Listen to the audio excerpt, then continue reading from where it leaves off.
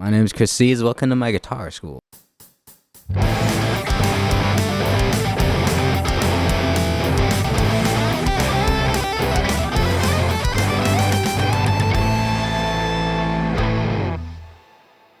going to show you a few tricks here today on how you can improve your soloing. One of the things I often see with a lot of my guitar students is that they have issues. Sometimes they have trouble changing and playing to different chords, doing something we call playing to the changes, so to speak, where when they're soloing and the chords change, sometimes they have trouble fitting it. You have to change the notes that you emphasize. And so there's something we often call resolution or note resolutions, or resolving the notes, which means making the notes that you play kind of fit to the chords over the chord that you're playing. Let's say you're trying to do something like a solo over A minor. And say you're just using a pentatonic scale or an A minor scale. Whatever it is, If it's just over one chord, it's it's not too hard to make it fit, but sometimes it's hard when you use the scale. It can make sometimes it's hard to make all the notes fit and make it sound good all the time when the chords start switching, especially. You have to kind of find which notes work well. And if you play enough in practice, you can kind of experiment. But there's another way you can kind of figure out, where it's knowing how to resolve the notes. So there's something called note resolutions, where basically we want to emphasize or kind of end on the notes, or even start on, or put emphasis on certain notes based on the notes in the chord. And we draw on the notes in the chord basically as our safe notes, or notes that are safe to kind of stick on or stay on, or to emphasize. And it's hard to say exactly how, because you can kind of get away playing other notes in the thing, but you have to know at a certain point, like if you stay on, it's going to build a lot of tension or dissonance, or it's going to clash at a certain point. You have to know how to, at some point, bring it back to a note that resolves to the chord in question, or how to resolve it maybe to the next chord in question, or whatever you're doing. You might be leading somebody into the next chord, but still you have to be mindful of what the notes that you are safe for each chord are, the resolved notes of each chord, and you use the notes of the chord. And so but sometimes it's a little overwhelming just drawing on all the notes and figuring out what else. So one thing I like to do to get started to help people is just to draw on, say, the chord triad, just smaller part of the chord. So I'll use a triad shape on the guitar, which are just the small bottom three notes of or the bottom three strings, or bottom three notes of the chord. So let's say, for example, we go back to that A minor, and say we do something like a chord progression like A minor to D minor. So I'll go A minor. Here's my fifth string form of the chord, bar chord, and then I can go to, so it's my fifth position form of A minor, and then I can go to D minor in the fifth position as well. So I got my A minor here and D minor here at the fifth position.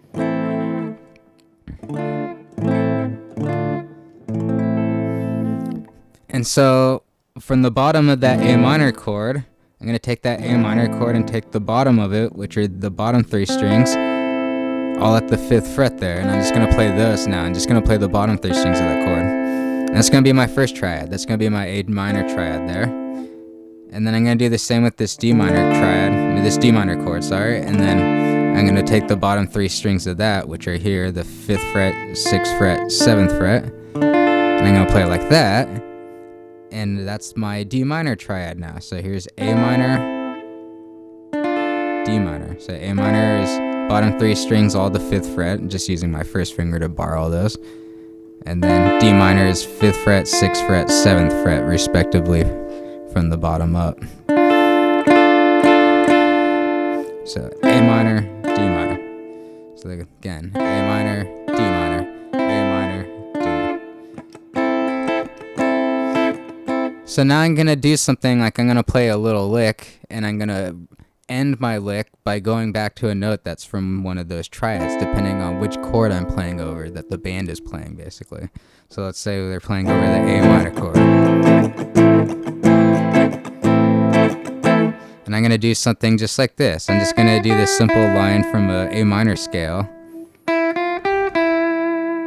from an A minor, natural minor, or Aeolian mode, whatever, Aeolian, A minor scale. But so that's it. My little lick is just 3 notes, very small like that. But then I'm gonna end on a note from the triad, from this triad. I can end there, can end there, I can end there.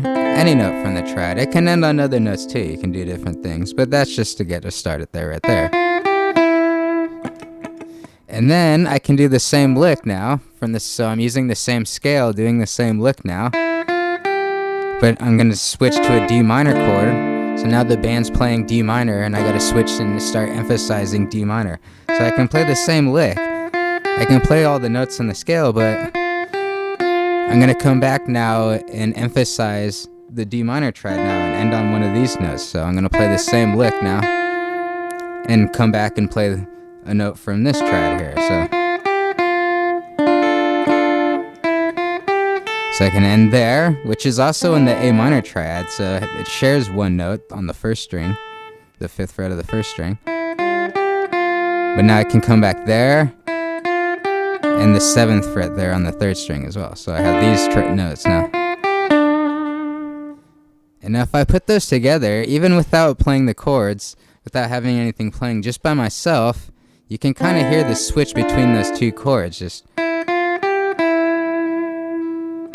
so I'm on A minor, now I switch to D minor.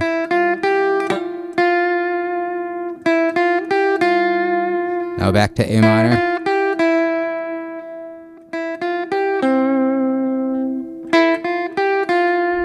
D minor.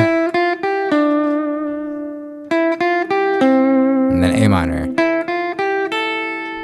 And D minor. And so on. So now I'm going to play a backing track just so you can hear it a little better and you can get more of an idea, and I'll show you an example of that. And then afterwards, at the end of the video, I'm going to have the same backing track. I'm going to have some backing tracks a little longer that you can also use to practice, and I'll have ones that so that you can practice playing over the same changes and try to get used to trying to do either the same licks that I'll show you and that I've provided, I can show you, and then you can try the same licks if you wanted to and try to resolve them to the notes, or you can try your own licks out using, you know, an A minor scale or A minor pentatonic, and there's other scales that are, there's some other options too, but anyways, those are so now I'm gonna play this track and I'm gonna show you an example. For this one, it's gonna be 4 measures of A minor, and then it's gonna switch to 4 measures of D minor. So here we go.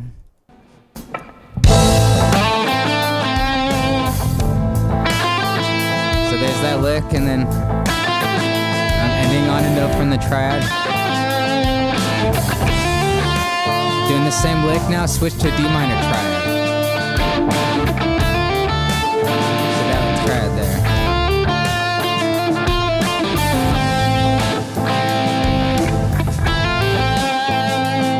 And you could do other notes in the chord, and then A minor as your resolution if you know, but I'm just starting with the triad.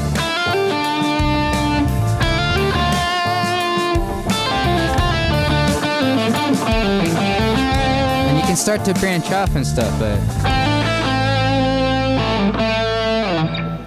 and you can do more elaborate stuff and start building, but it's just good, you know, start with the simple lick and just start getting to the idea of coming back to those triad notes and building that into your muscle memory and just starting to visualize it so you can use it and come back and do whatever you want, and then eventually you can start making stuff up with the scale. But then I'll come back and emphasize one of the notes on the triad to come back and bring it back to what everybody else is doing, and then you can start getting really out there, but then you always have the ability to bring it back and draw it back and make it fit into the context of what's going on with the rest of the band. So D minor, A minor, D minor, A minor, D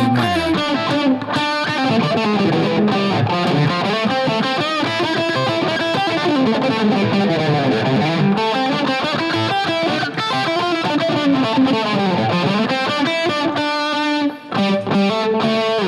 and so on. So now I'm gonna play another example here. I'm gonna switch it up a little, have the things switch up a little quicker here. It's every 2 minutes here.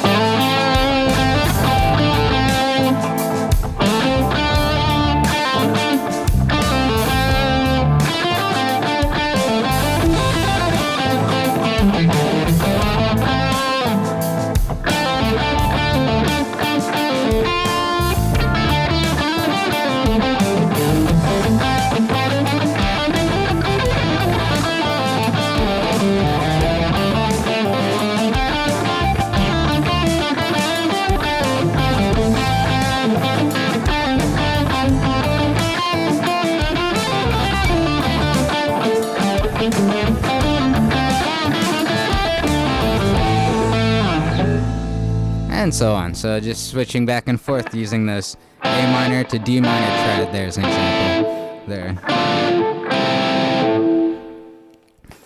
And now we're gonna do one more here really quick. So in that last example there, I threw in a little bit of another lick there too that I'm gonna show you here that you can also use or do the same thing. So the first one in the first example, I was kind of emphasizing this little lick like that.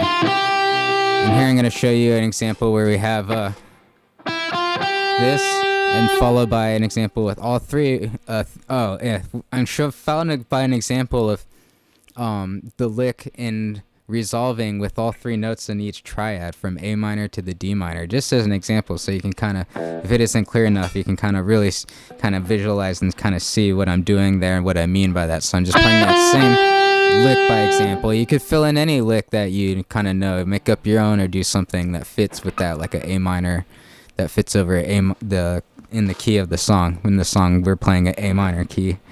So I'm doing this little lick, and we have these examples here resolving there.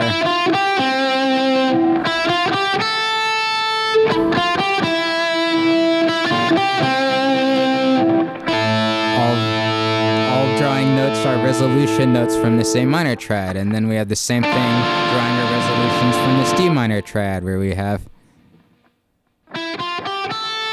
same one there because it's the shared note, but then we have this different one, and then that. So those 3 examples there, and then we also have but now let me show you the same thing with this other lick as well. So we have the same thing, but with this new lick that I was doing a little bit of here, such as that's our lick here. It's a nice lick to do a artificial harmonic, or a pinch harmonic, or whatever you want to call it. But anyways, you do that. And then we're going to come there. In this example, though, I added a little slide just to give something flavor there. You don't have to do that. It makes it a little trickier, but, just something you can do is start embellishing the notes by adding a slide or bends, stuff like that. So here we go. We're going to do like that. So without the slide, like that. There we go. And then we have this next note of the triad and the last one. Like that, so.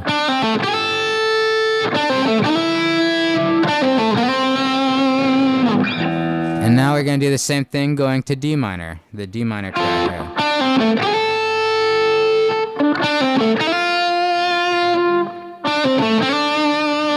Like that. And so now I'm going to show you those examples, and I'm going to emphasize those in one more time.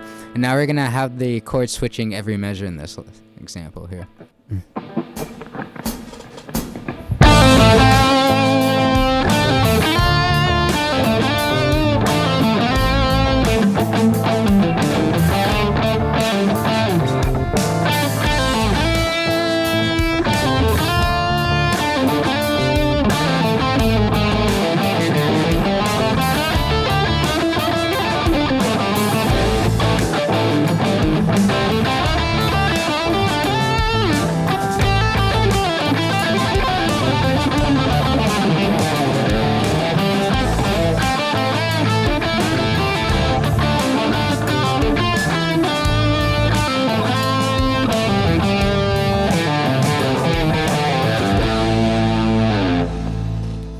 sorry, straight off there a little bit, but I threw in a lot of that too. And from there, you can really kind of start branching off. Even if you throw in just a little bit of that, just repetition sometimes and resolving to that chord, just to establish a little bit of that tone, you can really start to branch off and do a lot more and almost do anything at that point. But you come back and bring it and give it some context to everything else. But now I want you to practice some on your own. Try to doing some of your own. So I'm going to we have the chords here at the end as well, so you can do your own practice and try it out. And so we have 3 examples at the end we're gonna have, and it's gonna be the same ones I played. So you're gonna have one where it's every 4 measures, and then the chords are gonna switch every 2 measures, and then every measure. So each one, so if the first one you have more time, and then with each one you have to start kind of switching quicker and changing those things. But give you different ways to practice and give you different ways you can kind of do licks and how you have to resolve and make them. But sometimes the same stuff works, and sometimes you can just keep repeating something that works too. But you know, you can experiment and kind of use your ear. Your ear will always guide you what kind of sounds good. If it sounds good to you, it sounds good. And but anyways,